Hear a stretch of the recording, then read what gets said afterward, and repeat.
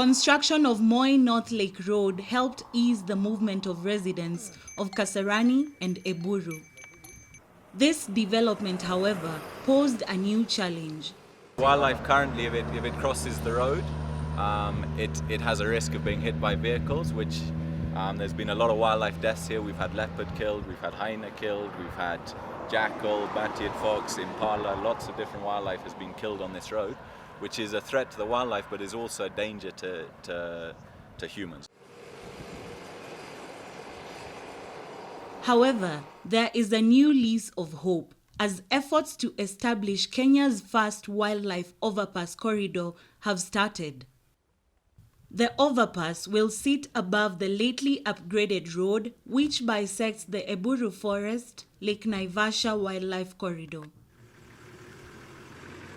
Rhino Ark, KWS and local landowners are spearheading the initiative. This is the exact location where we're working with Rhino Ark and KWS to putting a wildlife overpass, which would be the first wildlife overpass in Kenya. Now, when we first started looking at the corridor from Eburu Forest to Lake Naivasha, we looked at this new tarmac road as being a potential problem, and KWS did some research, and we basically decided that this was the best location for the wildlife to cross and to be in the form of an overpass rather than an underpass. Now, when SS Meta built the road, they agreed to drop it by about 6 meters at this location.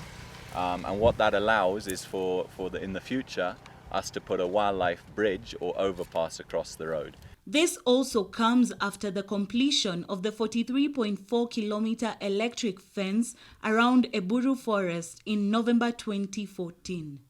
We came to realize that we block off the animal corridor, which used to migrate from Eburu Forest to Lake Naivasha and back and forth. So we are forced to open the corridor of about 1 kilometer length so that the animals can be able to intermingle all the time. This solution has been found effective in Canada, USA, and the Netherlands. And Kenya Wildlife Services, and together with the Rhino Ark, they decided to have to get a contact from Canada, somebody from Canada who is an engineer of the roads and overpasses and bridges and so on. And actually, he was brought in Kenya and actually here where we wanted to have this overpass. And we have a meeting with him, with all the stakeholders of the corridor connectivity. And actually, we found it a very unique thing. The process is still at its initial stages. We're still at the designing stage, actually, with the Minister of Transport and the roads department. And then from there, that's when we get to know how much we need for the construction, for the materials and everything, so that we can be able to know how we can mobilize the resources. As part of the Eburu Conservation Initiative, Rhino Ark has incorporated community engagement by supporting various community projects in Eburu. One of those projects is this Kenbro poultry farming for Eburu farmers. Tulianza na kuku zetu kwa sababu Rhino Ark walitufadhili na kutuletea agriculture officers wa livestock. Wakatufundisha namna ya magonjwa, namna ya kuweka kuku, na katika ile hali tukapata udhamini through Rhino Ark, tukapata the first incubator yenye iko na capacity ya 180.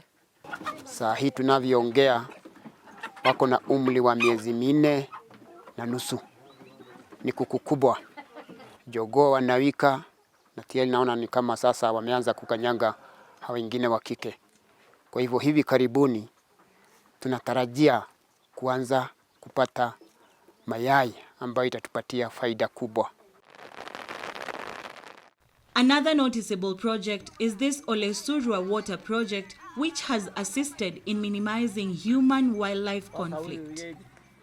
World Vision wameingia 208.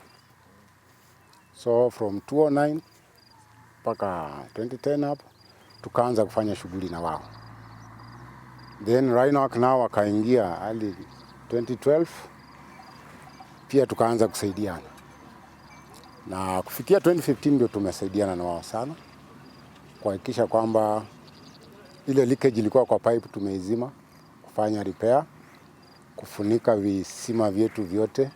Tuko na visima kama 4 namna hiyo mahali maji natoka. Kweli tulikuwa nachota maji mbali, kwa sababu hapo msituni ni karibu kilomita 4 ama 3 kutafuta maji, na umati ya watu walikuwa wengi sana, na hata kupata hiyo maji ilikuwa shida kwa chui ya laini.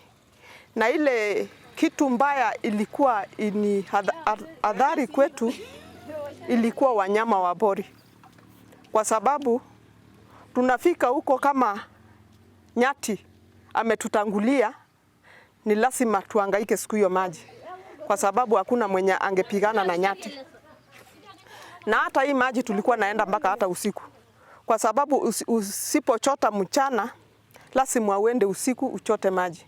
Na hapo kulikuwa na wanyama wengi sana walikuwa huko, sio nyati pekee, hata fisi, hata hii inaitwa chui ndio ilikuwa hatari.